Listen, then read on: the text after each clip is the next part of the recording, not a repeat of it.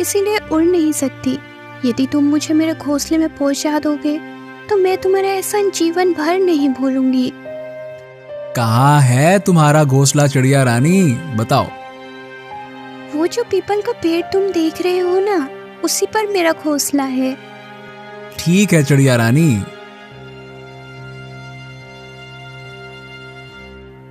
देवकन ने चिड़िया को उसके घोंसले में रख दिया।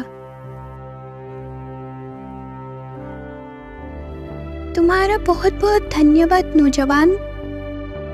चिड़िया रानी, जब तुम बीमार हो तो भोजन करने कैसे जाओगी, क्योंकि तुम तो उड़ ही नहीं सकती, क्यों?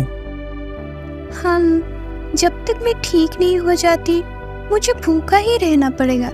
यदि तुम मेरे खाने के लिए कुछ फूलों का प्रबंध कर दो तो बहुत ही अच्छा होगा, क्योंकि मैं सिर्फ फूल ही खाती हूँ। अरे तुम चिंता मत करो चिड़िया रानी, मैं राजा के बाग में काम करता हूँ। वहाँ सैकड़ों किस्म के फूलों के पौधे लगे हैं। अच्छा, अब मैं चलता हूँ। लौटते समय तुम्हारे लिए मैं ढेर सारे फूल ले आऊंगा, ठीक है?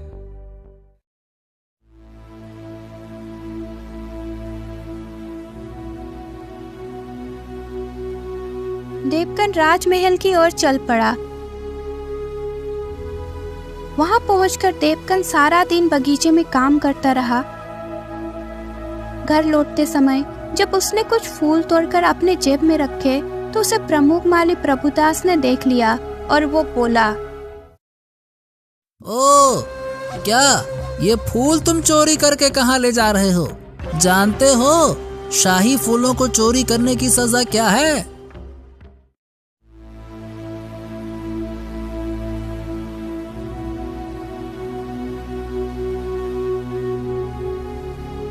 माफ कर दीजिए प्रभु जी, मैं आपसे आज्ञा लेना भूल गया।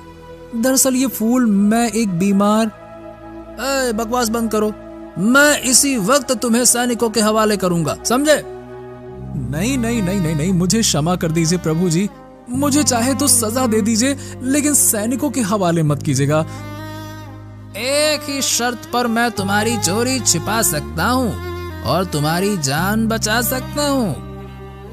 मुझे आपकी हर शर्त मंजूर है। तुम्हें इन फूलों की कीमत यानी चांदी का एक छोटा सा सिक्का मुझे देना होगा, समझे? ठीक है, ये लीजिए प्रमुख जी।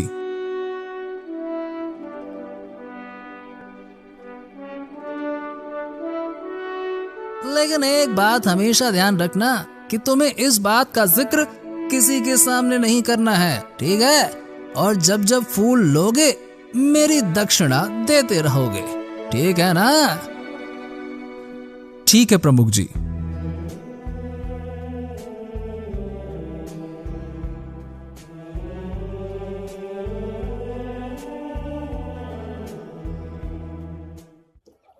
वहां से देवकन सीधा चिड़िया के पास पहुंचा।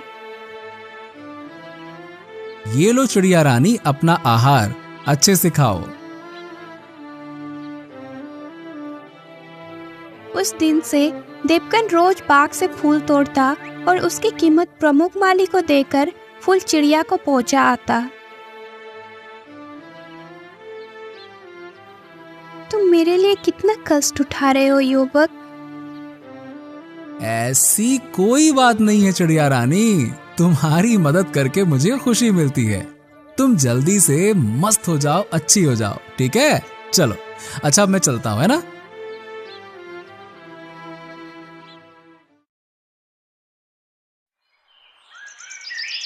इसी तरह कई दिन बीत गए और एक दिन जब वो शाम को बाग से फूल लेकर चिड़िया के पास पहुंचा तो उसे उदास देखकर चिड़िया बोली, क्या बात है देवकन, आज तुम कुछ उदास लग रहे हो? मुझे अफसोस है चिड़िया रानी कि कल शायद मैं तुम्हारे खाने के लिए फूल ना ला सकूं। देवकन, मेरे लिए अब फूल लाने की कोई जरूरत नहीं है। अब मैं बिल्कुल अच्छी हो चुकी हूँ तथा कल से स्वयं अपना खाना का प्रबंध कर लूंगी। लेकिन फिर भी बताओगे कि तुम किस वजह से उदास हो? चिड़िया रानी, मैं इन फूलों की कीमत प्रमुख माली को देकर आता था, लेकिन अब मेरे पास एक फूटी कौड़ी भी नहीं बची। ये कहकर देवकन ने चिड़िया को सारी बात बता दी। सब कुछ जान सुनकर चिड़िया की आंखें डबडबा गई। देवकन, मैं नहीं जानती थी कि मेरे लिए तुम इतनी बड़ी कुर्बानी दे रहे हो, वरना मैं तुम्हें ऐसा हरगिज़ करने नहीं देती। अरे तुम दुखी मत हो चिड़िया रानी। मैं इसलिए उदास नहीं था कि मेरे पास पैसे नहीं रहे, बल्कि मैं तो इस बात से चिंतित था कि कल तुम्हारे लिए फूल कहां से लाऊंगा। लेकिन अब तुम्हें स्वस्थ जानकर मेरी सारी चिंताएं दूर हो गई हैं। चलो अच्छा, अब मैं चलता हूँ, ठीक है? ठीक है, जाओ, लेकिन मुझसे रोज मिलना ना भूलना। ठीक है चिड़िया रानी।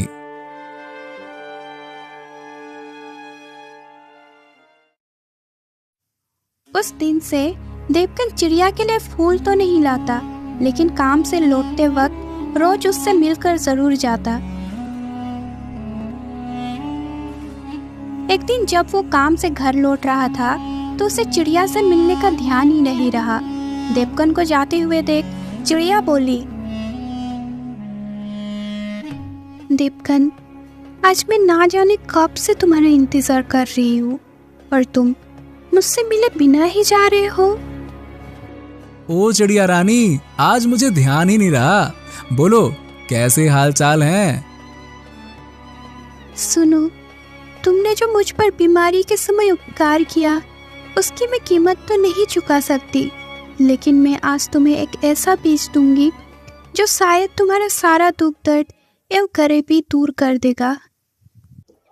ये कहकर चिड़िया ने अपने घोंसले में से एक बीज उठाया और देवकन की हथेली पर रख दिया। अरे इतना बड़ा बीज! सुनो, ये मृत्युवन संजीवनी वृक्ष का बीज है। इसके फूल सूंघने वाले सदा सुंदर, स्वस्थ और जवान बना रहते हैं। इस बीज से जो वृक्ष होगा और उसमें जो फूल लगेंगे वो अनमोल होगा।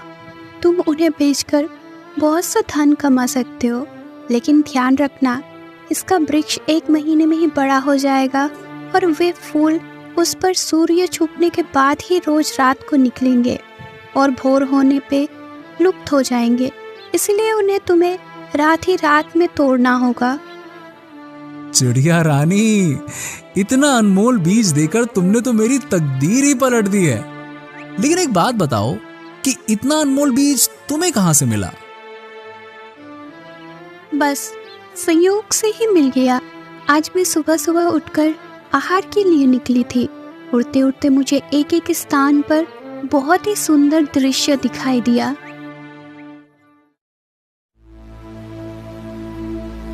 ओह परिया, मुझे नीचे चलकर उनकी टाल लेनी चाहिए।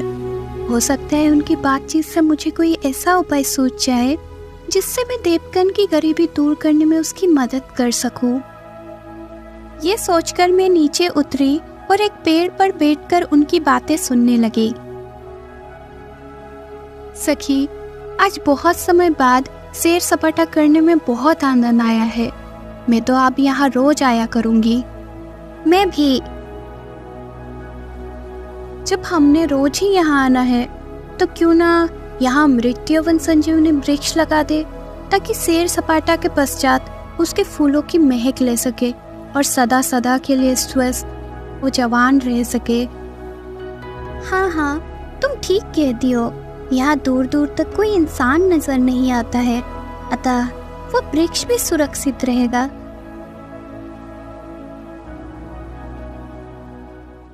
फिर परियों ने वो बीज तालाब के किनारे मिट्टी खोदकर दबा दिया और अपने हाथों में थमी छड़ी हिलाकर आकाश में उड़ गए। उनके वहां से जाने के बाद मैंने वो गड्ढा खोदा और उस बीज को लेकर अपने घोंसले में आ गई और मैं कब से तुम्हारा आने का इंतजार कर रही थी। सच में तुम कितनी अच्छी चिड़िया रानी हो जो मेरे बारे में इतना सोचती हो।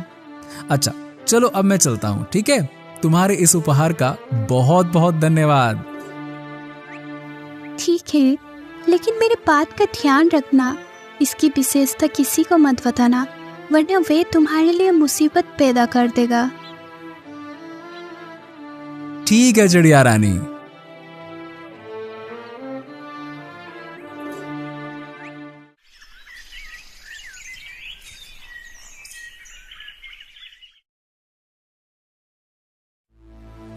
चिड़िया रानी ने ये अनमोल बीज तो दिया है, लेकिन इसे गाड़ूंगा कहाँ?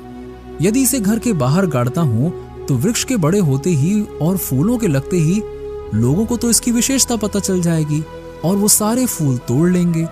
और अपने घर के अलावा मेरे पास ऐसी कोई और सुरक्षित जगह भी तो नहीं है जहां मैं उस पेड़ को लोगों की निगाहों से बचाकर रख सकूं। फिर उस बीज को लगाऊं कहां?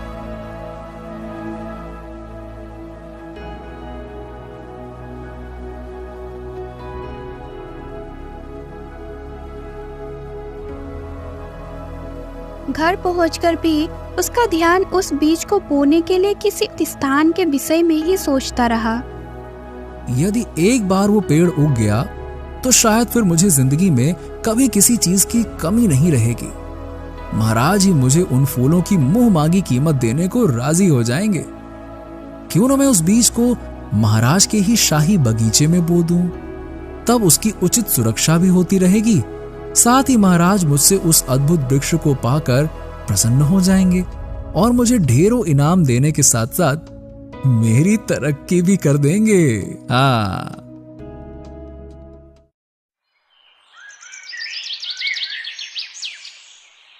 अगले दिन वो रोज की ही तरह शाही बाग में पहुंचा और एक स्थान देखकर बीज बोने के लिए गड्ढा खोदने लगा। उसे गड्ढा खोदते हुए प्रमुख माली ने देख लिया और वो कहने लगा, ए मूर्ख, तू यहाँ क्या कर रहा है? प्रमुख जी, मैं यहाँ एक अजीबोगरीब फूलों का वृक्ष का बीज बो रहा हूँ। फिर देवकन ने प्रमुख माली प्रभुदास को उस बीज और उसके निकलने वाले वृक्ष या फूलों की सारी विशेषता बता दी। सब कुछ सुनकर प्रमुख माली की आंखों में लालच की गहरी चमक उभर आई। अगर इसकी बात सच है तो वास्तव में ये बीज अनमोल है। इससे तो मैं महाराज से लाखों मोहरे कमा सकता हूँ। क्यों ना एक माह में इसका परिणाम देख तो लूं पहले। प्रमुख जी, कृपया मुझे इसे बोने की इजाजत तो दीजिए। वृक्ष के उगने पर फूलों से जो आमदनी होगी उसमें आधा हिस्सा मैं आपको भी दूंगा। हाँ, ठीक है, तुम इसे बो सकते हो। अच्छा देवकांत, ये बताओ कि ये अद्भुत बीज तुम्हें मिला कहाँ से? प्रमुख जी, मुझे एक चिड़िया ने दिया है।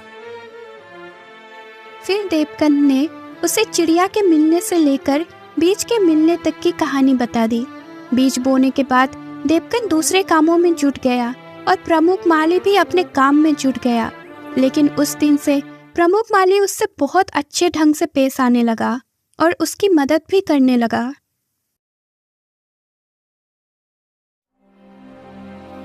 एक एक करके दिन बीतते रहे। बीज से अंकुर फूट निकला और वो दिन प्रतिदिन बड़ा होने लगा। ठीक 30 दिन बाद उस पौधे ने एक विशाल वृक्ष का रूप धारण कर लिया। देवकन और प्रमुख माली दिन भर अपने अपने काम में जुटे रहे।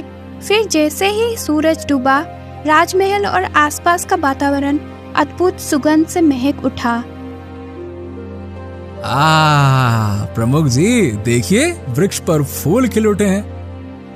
वाह देवकांत, कितनी मनमोहक सुगंध है इन फूलों की। क्या बात है, मैं अपने आप को बिल्कुल तरोताजा स्वस्थ महसूस कर रहा हूँ। देवकांत, इसका मतलब ये हुआ कि ये फूल निसंदेह चमत्कारी है ना? तभी देवकन आनंद विभोर होकर फूल तोड़ने के लिए वृक्ष की ओर बढ़ा और झटपट फूल तोड़ने लगा। बस इतने फूल काफी हैं। सिपाहियों, गिरफ्तार कर लो इस चोर को। आज ये चोर रंगे हाथों पकड़ा गया। पकड़ो इसको। हाँ?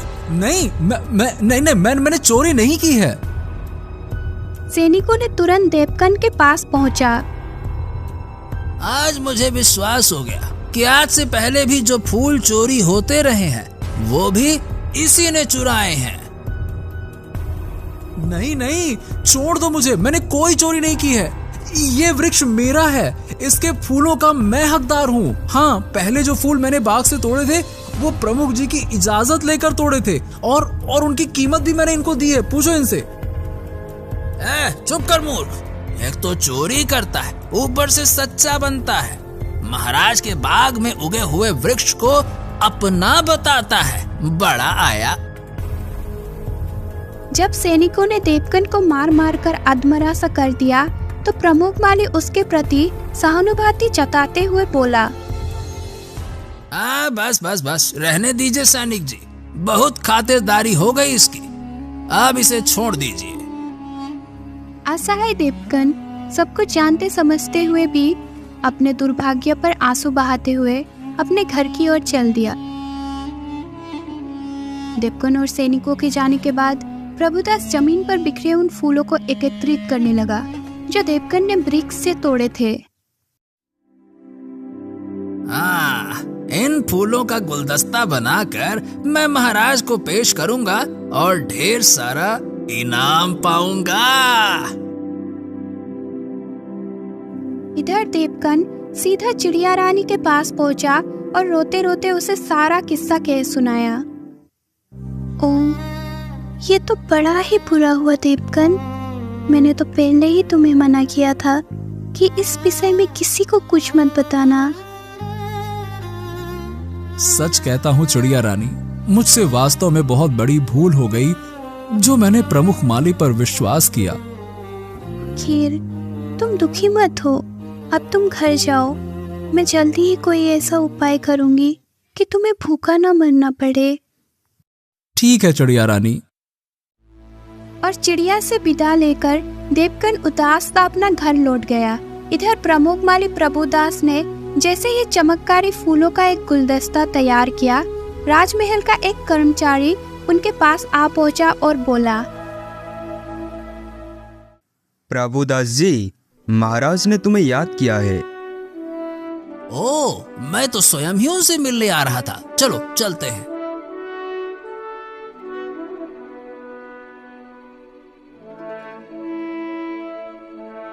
महाराज की जय हो, जय हो, जय हो। आपने मुझे कैसे याद किया अन्नदाता? प्रभुदास, मैंने तुम्हें यह जानने के लिए बुलाया है कि आज शाही बगीचे की ओर से इतनी प्यारी सुगंध किन फूलों से आ रही है। इस सुगंध ने हमें मदमस्त कर दिया है। वाह, हमारा रोम रोम पुलकित हो उठा है। हमें ऐसा महसूस हो रहा है जैसे हमारी उम्र 10 साल कम हो गई है, जैसे हम अधेड़ अवस्था से जवानी में लौट आए। क्या है ये? महाराज, ये अनोखा चमत्कार इन अनमोल फूलों का है। इन फूलों के गुलदस्ते को मैं स्वयं ही आपको भेंट करने आ रहा था। अच्छा, लाओ, दो तो सही। गुलदस्ता लेकर राजा ने उसे जैसे ही सूंघा, उसका रोम रोम झूम उठा। वाह, हाँ, तबीयत प्रसन्न हो गई। बिल्कुल वैसी ही सुगंध है। प्रभुदास, ये किस पेड़ के फूल हैं और इनका नाम क्या है?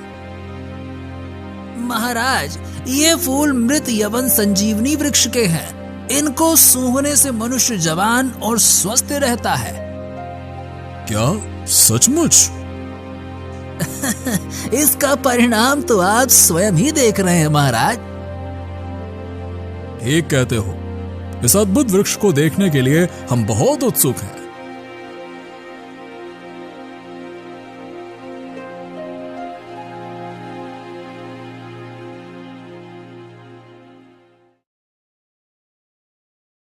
निसंदेह जितने फूल सुंदर हैं, उतना ही वृक्ष भी सुंदर है।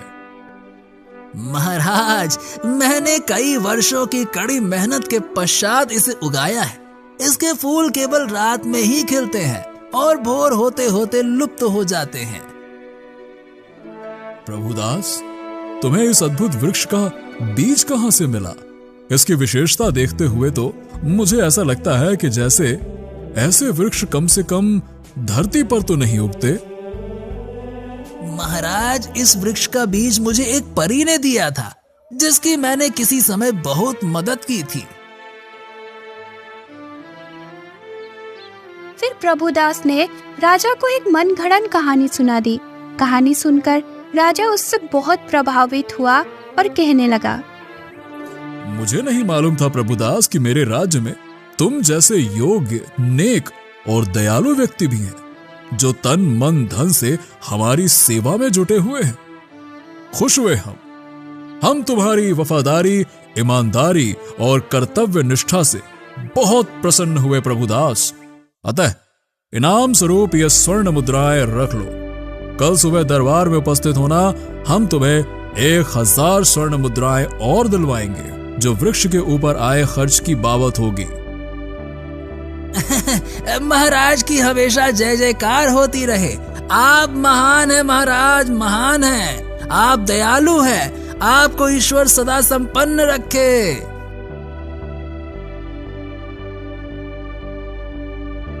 हाँ, एक बात ध्यान रहे प्रभु, कल से तुम मुझे एक फूल का गुलदस्ता पेश करोगे, जिसके बदले तुम्हें रोज 100 स्वर्ण मुद्राएं मिला करेंगी। जैसी आपकी आज्ञा महाराज।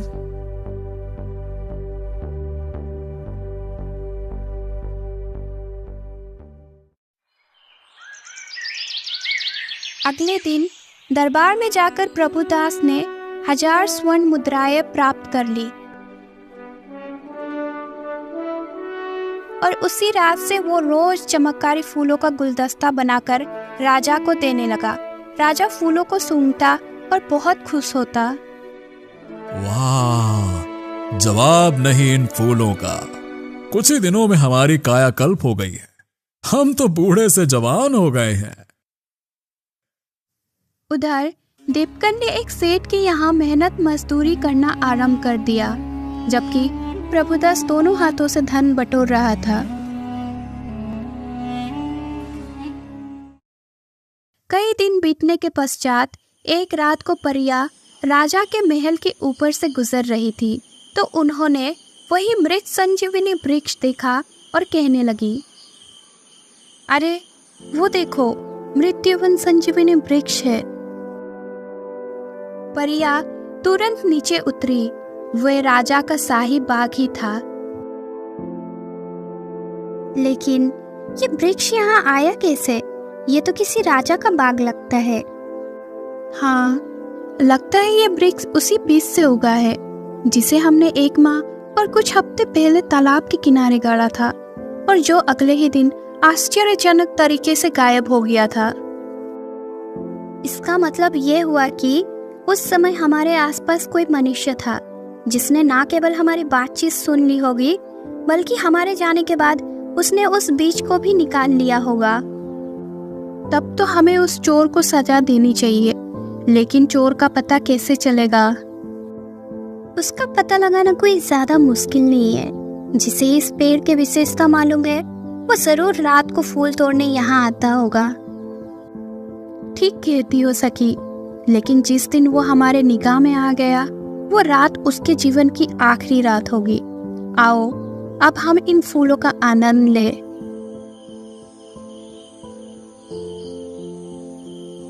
उस दिन से वो परिया रोज रात को वहाँ आने लगी, लेकिन वो आधी रात को आती थी, इसीलिए उनका सामना कभी प्रभुदास से नहीं हुआ।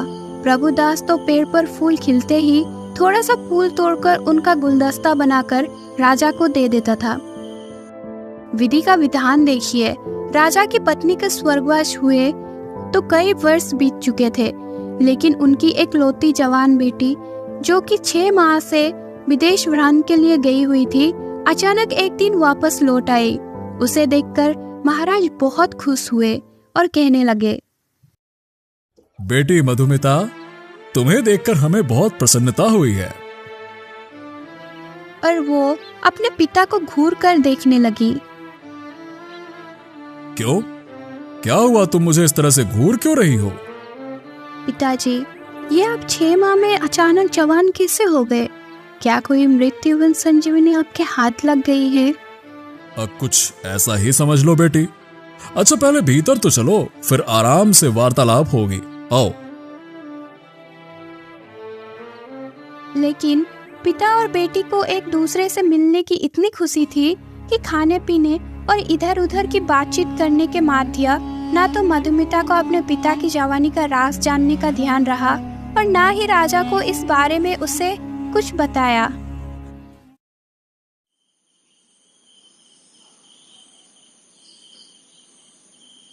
बेटी बहुत रात हो गई है, तुम जाकर सो जाओ। बहुत अच्छा पिताजी, मुझे भी बड़ा जोरों का नींद आ रही है। लेकिन मधुमिता अपने शयन कक्ष में जाकर जैसे ही बिस्तर पर लेटी, उसे फूलों की सुगंध आने लगी। मधुमिता उसी समय महल से निकलकर शाही बाग में पहुंच गई और परिया भी उसी समय उड़ती हुई शाही बाग के ऊपर पहुंची और राजकुमारी को देखकर कहने लगी, अरे अरे वो देखो, शाही बाग में कोई लड़की मृत्युवन संजीवनी वृक्ष के फूल तोड़ रही है। जरूर ये वही चोरनी है जिसने हमारे चमत्कारी बीज चुराया था। आओ चलकर इससे मजा चखाए। और इससे पहले कि राजकुमारी खतरे को भाप पाती, परियों ने अपने जादू से राजकुमारी को पत्थर की मूर्ति बना दी। अब इसे हमारे सिवाय और कोई जिंदा नहीं कर पाएगा। इसकी यही सजा थी, इसे तो सजा मिल गई। आओ अब हम फूलों का सुगंध का आनंद लें और अपना प्रिय खेल खेलें। हाँ चलो।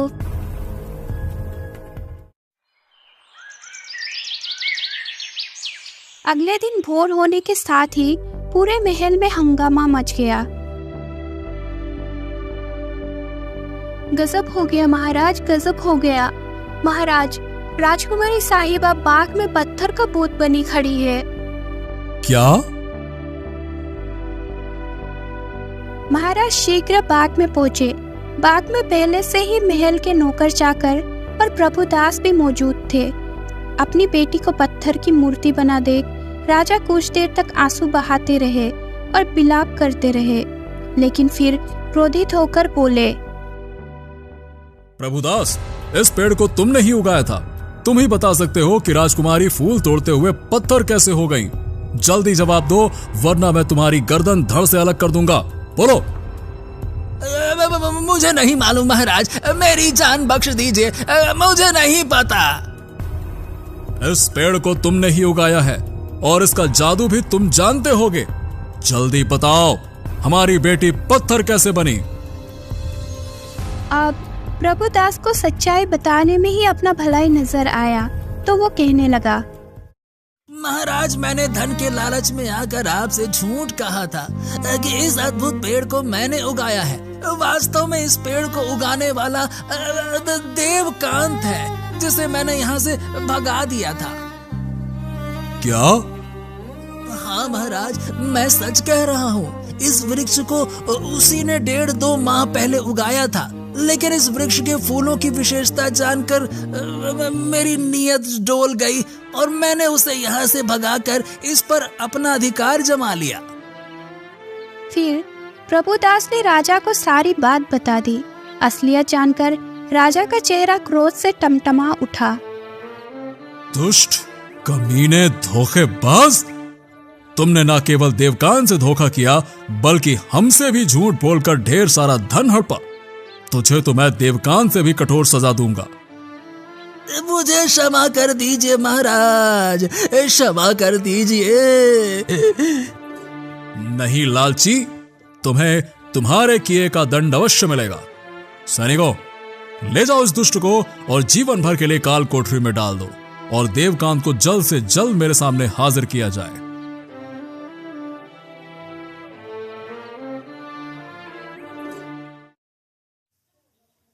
इधर सैनिक देवकन के घर पहुंचे। संयोग से उस समय देवकन घर पर ही था। देवकन सैनिकों के साथ राजमहल जाने लगा।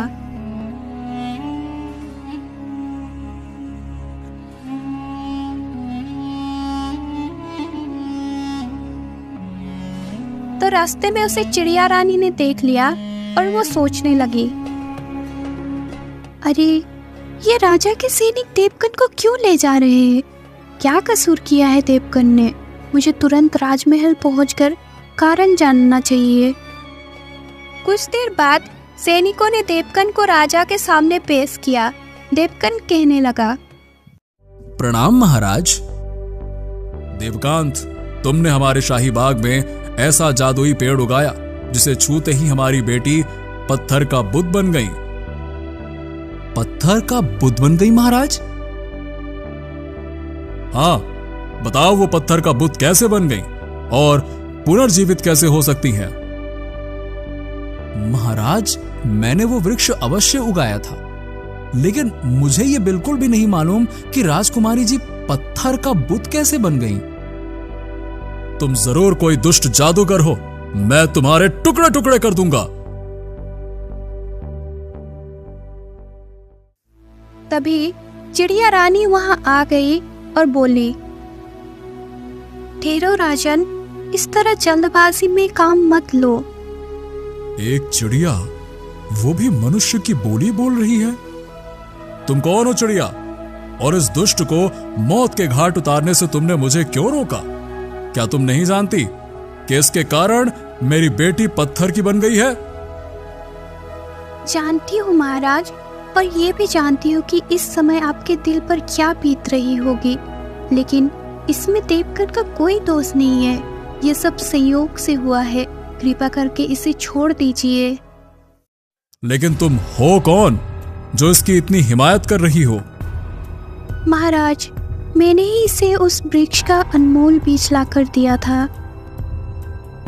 कहकर चिड़िया ने राजा को सारी कहानी कह सुनाई, पर अंत में बोली, राजन, मुझे विश्वास है कि यह सब उन्हीं परियों का किया धरा है और राजकुमारी को अब वही नई जिंदगी दे सकती है।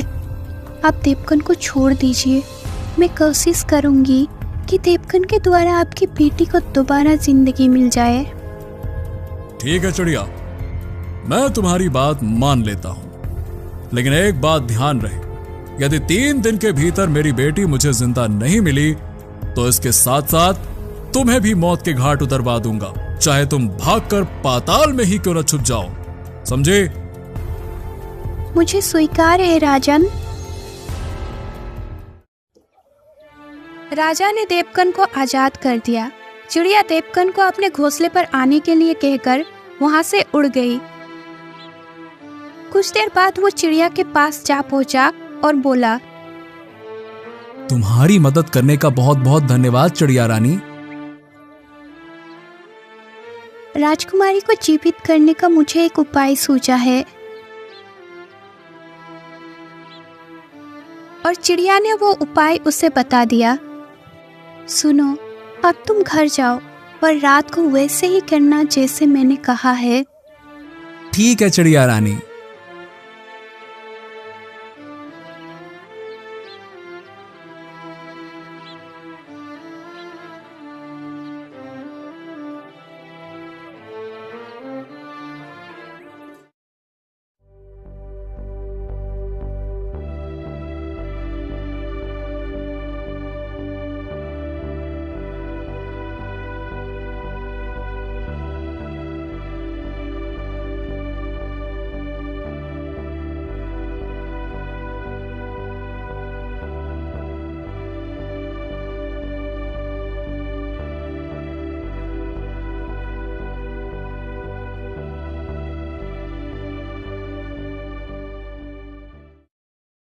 अरे सखिया, वो देखो, उस दुष्ट आदमी ने हमारी जादू झड़िया अपने कब्जे में कर ली है।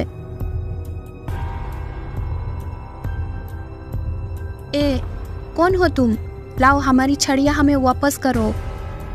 परियों, मैं इस शर्त पर ही आपको चिड़िया वापस कर सकता हूँ कि आप राजकुमारी को पुनर्जिंदा कर दोगे। नहीं नहीं, हम इस चोरनी को हरगिज जिंदा नहीं करेंगे। आप लोगों को भ्रम हुआ है परी देवियों। चोर राजकुमारी जी नहीं, चोर तो मैं हूँ। और फिर देवकन ने उन्हें अपने साथ हुए सारी कहानी कह सुनाई। देवकन की दर्द भरी कहानी सुनकर सभी परियों का हृदय उसके प्रति सहानुभूति से भर उठा और वो कहने लगी, ठीक है देवकन, तुम्हें जो कष्ट मिला उसके बदले हम राजकुमारी को पुनर्जीवित कर देंगे, लेकिन इसके साथ ही ये वृक्ष हम अपने साथ ले जाएंगे। नहीं नहीं नहीं, ये नहीं हो सकता। यदि आप लोग ये अपने साथ ले गईं, तो मुझ गरीब की जीविका कैसे चलेगी? उसके लिए तुम चिंता ना करो, हम तुम्हें राजा के महल से भी बड़ा और सुंदर महल देंगे तथा इतना धन देंगे कि तुम्हें कभी कुछ करने की जरूरत नहीं पड़ेगी। तुम किसी राजा से कम नहीं रह जाओगे।